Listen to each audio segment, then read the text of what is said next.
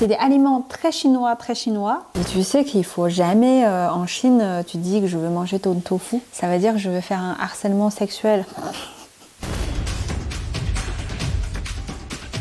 Bonjour tout le monde, bienvenue sur notre chaîne de Kung Fu Company. Aujourd'hui, on va vous présenter qu'est-ce que c'est tofu chinois. Il y a de plus en plus de monde aujourd'hui qui aime bien soja, les produits tofu et lait de soja, etc.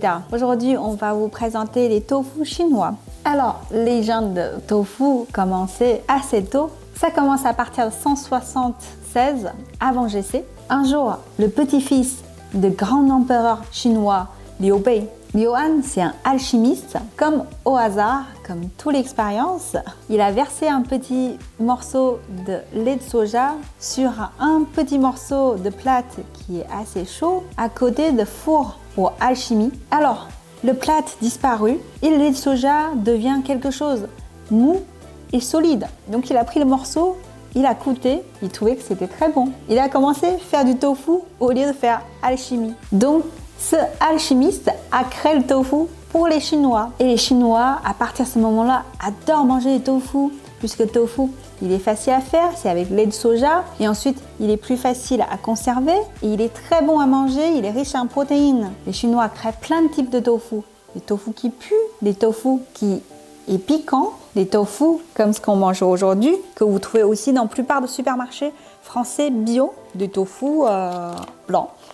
Et aussi, on l'appelle ça les jeunes tofu, les tofu qui est très très liquide et très très doux. Je vais vous ouvrir 2 boîtes de tofu pour vous montrer comment les Chinois mangent du tofu.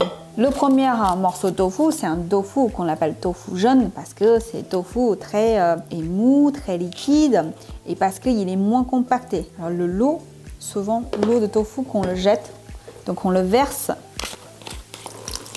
Oups. Un morceau de tofu. Ça sent bien soja. Et ce type de tofu, comme il est très fin et très doux, et ben il est très très facile à manger. On peut juste couper et mettre un petit sauce soja dessus avec quelques morceaux de ciboulette ou une sauce d'ail, quelque chose directement à manger. Vous voyez, le tofu, il est facilement à casser. Donc c'est pour ça qu'on appelle ça tofu jaune. Si on coupe,